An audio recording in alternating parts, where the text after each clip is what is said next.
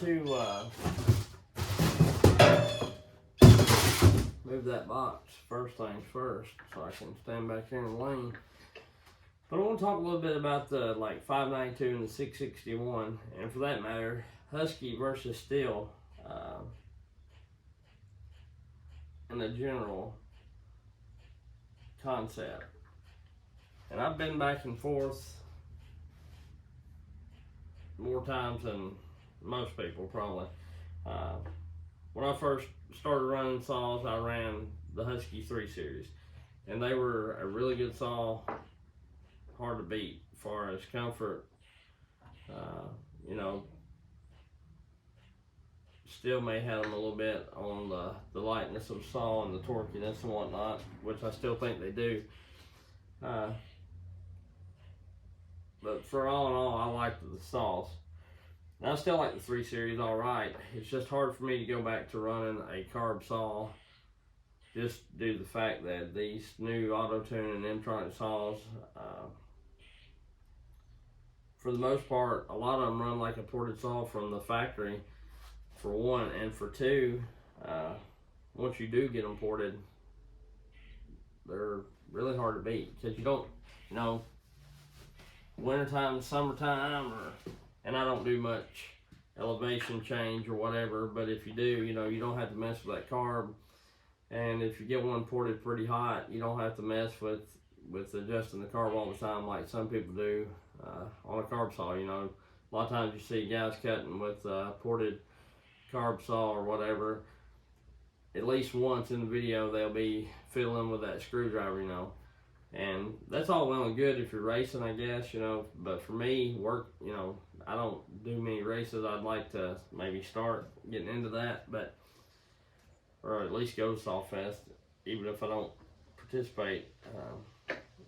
Next year I want to try to go to Bunyan and stuff like that. But anyway, back to the topic at hand. You know, that's just the way I feel about it. And, you know, I used to be totally against Stihl, just because back in the day, I've seen guys in the woods pull and pull and pull on them older saws, and it could have been lack of maintenance, or, you know, I thought it was just the saw. But with these newer saws, they all seem to start really good, you know, all the Stihls. And what got me interested, if you're new to the channel, you know, is the 500i and the 400C, and I've done that mainly for the channel, you know, like to help my channel get views in a way, because, you know, all the 5 series saws had been out for a while, and the 500 and the 400 at the time was the hottest, newest saws out. And so I got them, and I really liked them, and got them ported, and I liked them even more. But for a stock saw, if you put a bark box on them, then the 500 and 400 are really, really good. So that brings me to this, you know, I guess it's all in what you want. I still feel like the Huskies are a bit smoother, but the Stihls are pretty close, you know. But Stihl just has them in lightweight and torque and power, you know. The Husky 5 series, they like to run way up in the RPM. And I find, you know, I set my rakers to the hardwood setting, which I cut hardwood trees, you know. It's still like the rakers are a bit hungry. Sometimes you get a little bit of that judder when you're bore cutting, or if you use the dogs, it kind of wah, depending on.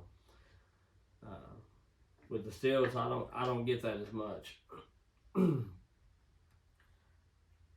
But they've both got their good things and their bad things. You know, a lot of people say Stihl's filtration's not that good, and yada yada yada. They say the Husky bearings are bad, and that may be the case. But my thing is, you know, overall, I've had more trouble in the last little bit had more trouble out of the Huskies than I have had the Stihls. And so that's why I'm going back to the Stihls. That's why I changed my order with Ripsaw. That's why I've got some of these Huskies for sale, which I had them for sale too, just because I wanted to get, well, another 500 and getting that 661, and I'd like to get another 462. But anyway, I was wanting to get a 400, and they make good power, and they are pretty light. But my thing is, if you get to looking at them, they're about as big as the 400 or the 462 or the 572,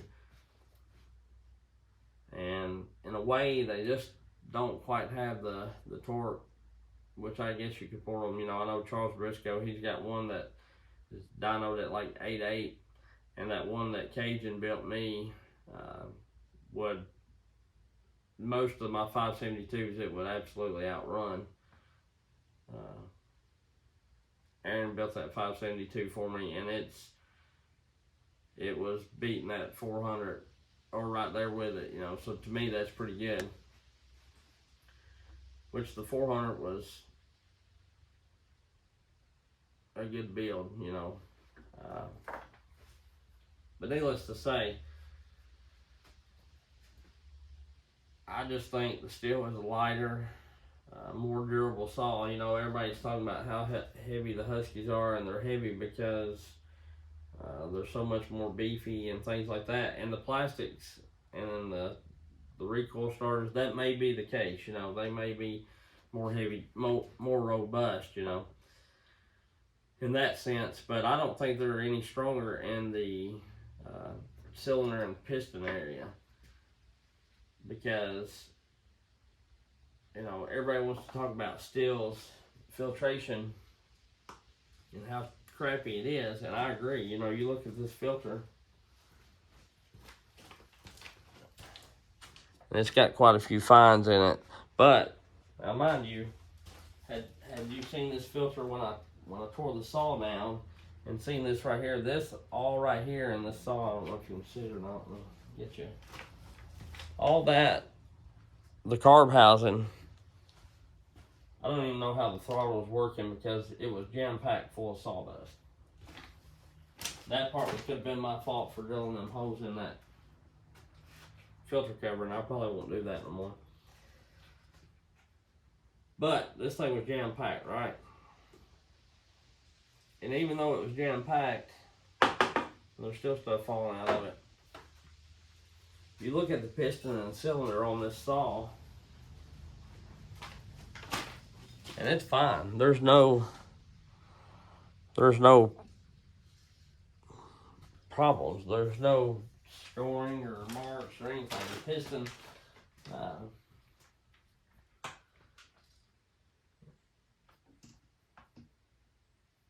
is pretty good.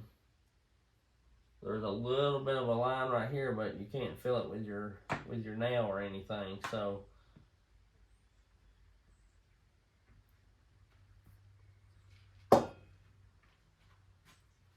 what I'm getting at is, this saw belongs to the same group of guys, same logger that ran that 592 that I showed on the channel a little bit ago, of having a scored piston and cylinder. They run the same gas, you know, same everything. And you look at this 592 piston, and it's heat up. Another thing, I thought it was a carb issue possibly, because normally they run pretty good gas, and I'm not accusing them of running the sharpest chains, but this is the chain that come in on the saw, and it's honestly not just terrible. It's not the best, you know, but it's not just dull by no means. And No, so what's the problem? So I took it to the dealership, and I might have made a mistake by doing that, taking it to that dealership. I should have took it to the one that sells Stihl and Husqvarna, which is Monroe Farm and Feed. They have really good prices on Stihl and Husqvarna stuff, and they've got great customer service. But I took it to the one that was closer to me. There's not a lot of Husky dealers around this area. There's two that I know of, and the one's a 15-20 minute drive, the other one's 30-45 minute drive. So took it to the 20-minute drive because I was over in that area anyway. And I told them I'd cleaned the cylinder up. I put a new piston in it, and you know I pulled it over, but not a lot. And so the guy calls me back, and he said, well, I've run my camera down in there, and I left on note, just check the card, check the parameters, check the settings, hook it up to the computer,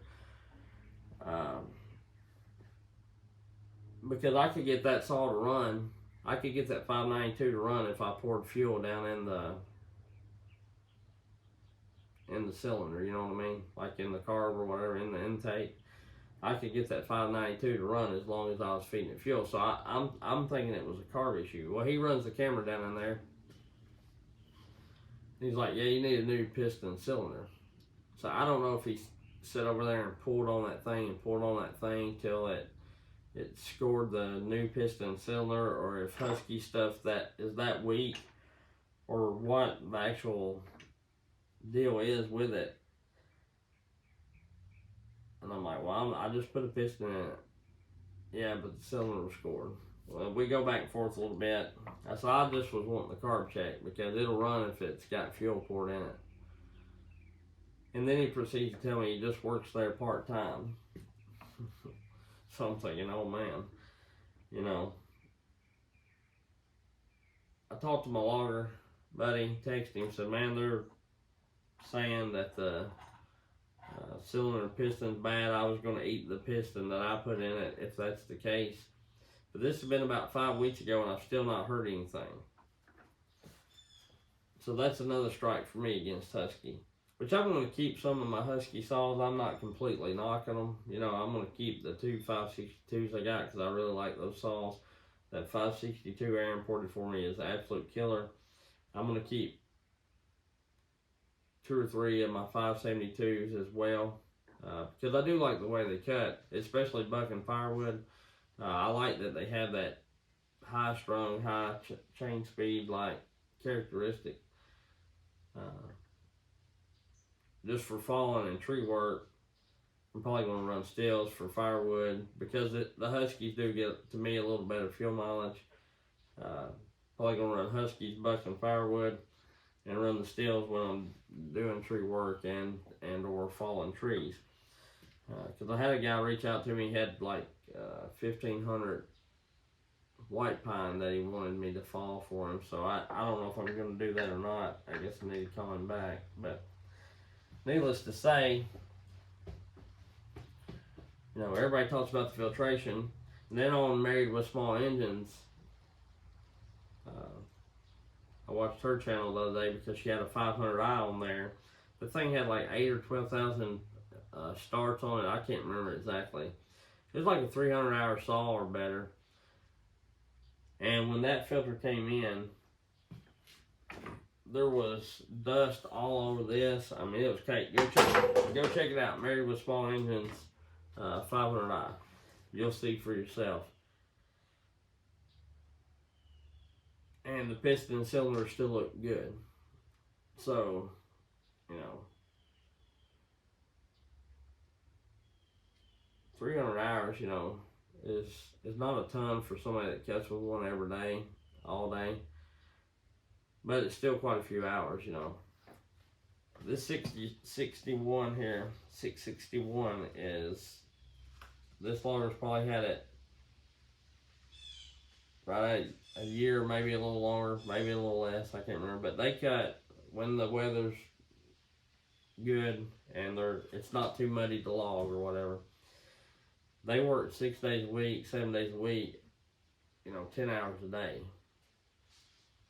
They don't just cut like 5-6 hours and then call it. You know, they work a lot, and so when the weather's ready and you know they got to work whatever, so they're putting quite a few hours on it. They had that Husky maybe 1 month and brought it back to me for it not starting. That's just me not that good. Another problem I have with Husky, and you know, kind of could have been my fault, but maybe not. You know, that first 592 I had, it had huge car problems after I stripped the decomp out. I had to put a new carb on it. I did strip the decomp out, but I will say this. I did not put the decomp in that saw any different than I do any other saw. I think at the factory they over tightened the decomp, and when I unscrewed it, it done had the threads boogered up, you know, because I've put them in Stihls and never had an issue. And you know, I'm not saying I've never stripped a bolt on a Stihl. I've done like 2 the whole time I've been working on saws. I've boogered 2 up, you know, and they could have been over tightened by somebody else, or I may be over tightening them or whatever. But with the Husqvarnas, I've had numerous, and that's why I'm not going to sell a couple of those 572s, because one of them, which I've got it fixed somewhat, but the recoil starter, every one of the screws has stripped out in that.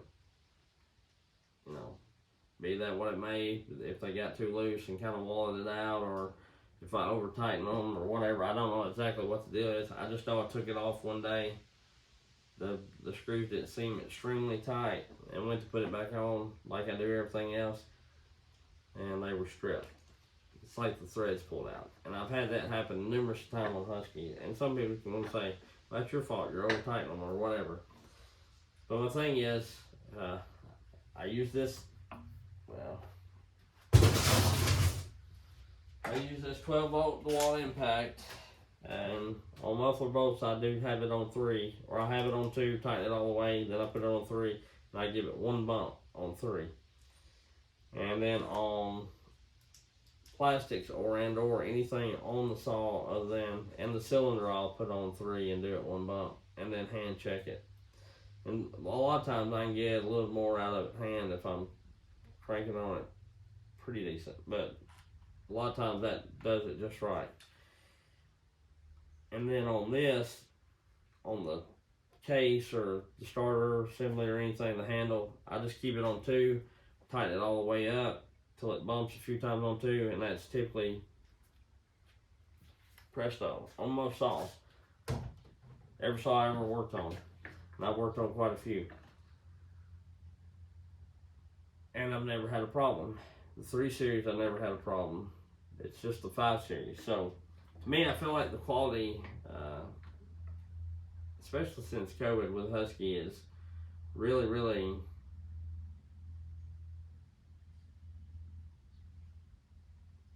going down. And then there for a while, it was so hard to get parts from them, and I guess where they was consolidating or whatever they was doing. So, you know, I'm still going to run their stuff, and I'm not trying to knock them terribly, but I just want to make it aware that, you know, I think Stihl's a little bit better of a saw. I really do. Like say, you know, this piston cylinders look good. Them water guys, they had a 462 they brought in, and 3 of the cylinder bolts was about halfway out, and that thing was still running. It had a massive air leak, but it was still running. It would probably eventually blew up. This would not have to be getting worked on had the muffler not got loose and they just kept running it, or something hit it and broke the muffler bolts off, or the exhaust bolts off into the cylinder. I tried to drill them, but I got a little off, so I don't know that I'm gonna tap it. But he said just go ahead and we're gonna put an aftermarket cylinder piston in it. I may leave the regular piston. No, I'll probably go ahead and change everything. But anyway, we're gonna put a highway or meteor kit in it because they're about 150 bucks cheaper, and just let them run it because the way they cut and the way they go, you know, they've had a tree drop on that 462 about 2 weeks after I give it to them or sold it to them. So you know they're pretty rough on things. But what I'm getting at is the Stihls are still going for them. No pun intended. But they're still chugging along. And I've sold him one Husky. Told him it was a good stall, and he was apprehensive about buying it. But I said I like them; they do good. You know, I just thought the first one might have been a fluke, and then they get it and have it 2 weeks and bring it back blew up. So you know, it don't look real good. And one thing about Stihls is the resale value is so much better, and the resellability. You know, I've had these Husky saws that I've got for sale for some time now, and they've been, I've had people interested in them, but a lot of people text me that see that I got a couple saws for sale, and then text me and ask me if I have any Stihls and or can get any. And some people asked about the Huskies, inquired about them. But anytime I put a Stihl saw on Marketplace, it's gone within 2 weeks, So, I like the chain tensioners better on the Stihl. I like the fact that you can get the chain adjustment right with the clutch cover off and all that kind of stuff. Some people don't. It's just what you're used to, but I really like that. To me, it makes it easier when you're out cutting to get your chain right. When you're sitting on the bench or whatever, it's no big deal. When you're sitting on something flat and nice and it's in a nice environment, it's no big deal to get that Husky one adjusted where you want to get it, And you can figure them out. Typically when I do the Huskies, I back it off 3 or 4 turns, and then because I know my chain's going to be pretty slack when I go to put it on, and then I just move the bar till it fits in. But anyway, there's ways around things, but I just feel like the Stihl's just a superior saw. They do cost a little bit more, but like I say, when you go to resell them, for one, you're going to get more money, and for two, you're going to get more people interested in them, and for three, like I say, this 661's still going, the 592's out. So, and every Stihl I had before, when I tear it down to look at it, they're easy to check the cylinder. All you gotta do is take the face plate off, and you can kind of see how your saw's running. Check the cylinder and piston light.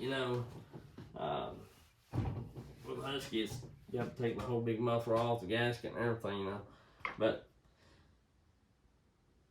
to me, it's just a little simpler design to maintain. Possibly not to work on, like as far as doing port work and things like that. But I'm just talking about for the everyday user to look, or logger or whatever, to kind of look at the piston, and after you get quite a few hours on it and see if you're needing to change it and whatnot, I feel like the Stihl is just a better. I used to not be too crazy about the last to start, but it's kind of growing on me. And, I think they're better. So, anyway, that's my thoughts, that's my opinions, and really started this to talk about the filtration, Like I say, everybody says they suck, and I'm not disputing the fact that they do suck, but I'm just saying I've seen in the last little bit 2 saws that's got quite a few hours on, and the piston cylinder look great. And like I say, the 592, and this was on the exhaust side, so I don't know exactly. Most people would think an oil chain or heat, but I don't know exactly what caused it. But actually been this piston. This piston looks like it's, I don't recall hitting that. It's bent, but it's really, really thin right there. So, I don't know, he may have run it a pretty good while like that or something. It looks kind of, it's cracked. I don't know if I hit that. Maybe I dropped it. But anyway, you know, that's my thoughts on it. We'll catch y'all later.